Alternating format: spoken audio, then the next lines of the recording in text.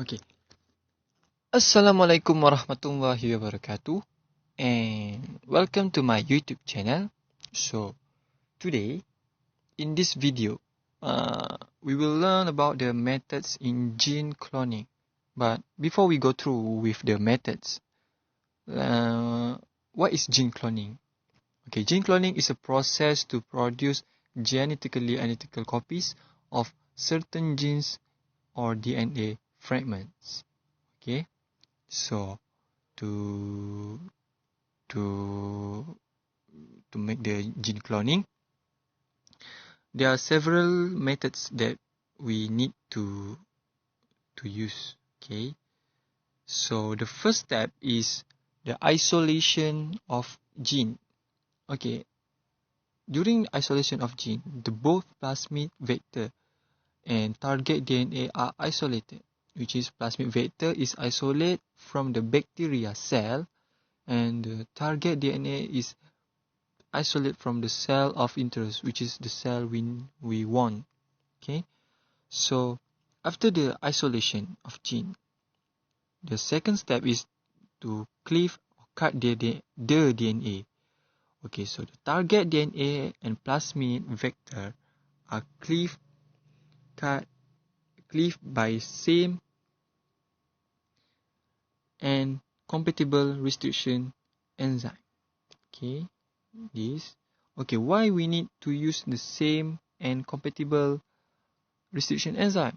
Okay, to get a complementary ends, which is sticky and blunt end. Okay, so extra notes for you. The plasmid DNA is only cut one time, okay, within the leg Z gene, and the target DNA is cut 2 times and produce 3 fragments.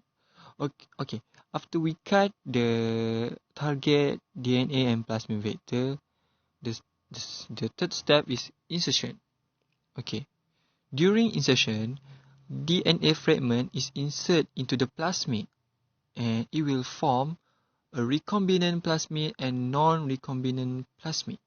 Okay, so notes for you is insertion process is helped by DNA ligase to form phosphodiester bond.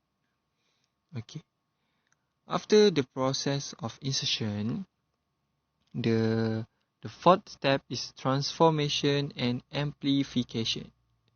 Okay, the recombinant DNA is inserted back into the bacterial cells as host by transformation process. Okay, after the insertion of DNA fragment into the plasmid, the recombinant DNA need to insert back into the bacteria to find the new host. And then the recombinant plasmid is amplified in the host cell. Okay, they will produce many recombinant plasmid. Okay, but extra notes for you. During the transformation and amplification process, there are 3 possibilities that will occur during the process, which is the bacteria will receive a recombinant DNA. That's a normal. That's what we need. But the second one is bacteria with no plasmid. Okay, it means no plasmid is inserted into the bacteria. And number 3, there are plasmid inserted into the bacteria, but is a non-recombinant DNA, which is the self-ligated DNA. Okay, so what we're gonna do about the with the bacteria with no plasmid and bacteria with non-recombinant DNA? Okay, so we must delete. Okay, so to identify which one the recombinant DNA, the last step is screening. Okay, screening is the most important in this gene cloning, because it will identify the recombinant DNA. So how to identify which one is recombinant DNA? Okay, the first step, we use the antibiotic screening. antibiotic. Okay, so it will identify. Okay, as we know, plasmid contain AMPR, which is the ampicillin resistant. So, bacteria that contain plasmid will grow because it have ampicillin resistance. But bacteria that do not have ampicillin resistance will not grow. Okay. So now we just have two bacteria. That the first one is with recombinant DNA, and the second one is without with non-recombinant DNA. So we just need the recombinant DNA only. So the second step to identify which one is recombinant DNA, we use the blue-white screening. Okay, so what blue-white screening will do, it will detect with which one is the recombinant DNA or non-recombinant DNA.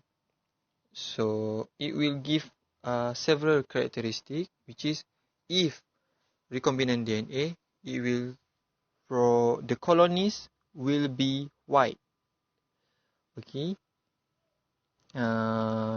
their leg Z is disrupt. This is because the target gene is within the leg Z gene. So the leg Z gene is disrupt. So it cannot encode the beta galactosidase. So it also cannot hydrolyze the X-gal. Okay. So if it is non-recombinant plasmid, non-recombinant DNA, it will produce colonies will be blue, and they contain intact leg Z because there are no target gene that insert into the plasmid. Okay, because it's not non-recombinant plasmid. So it will encode beta galactosidase and will hydrolyze X-gal. Okay, so the last one is nucleic acid probe hybridization. So there are thousands of recombinant DNA molecules in bacterial cells screened to find the specific DNA sequence of interest. A common approach to detect a specific DNA sequence involves using nucleic acid probe. So that's all for this video. See you next time. Thank you.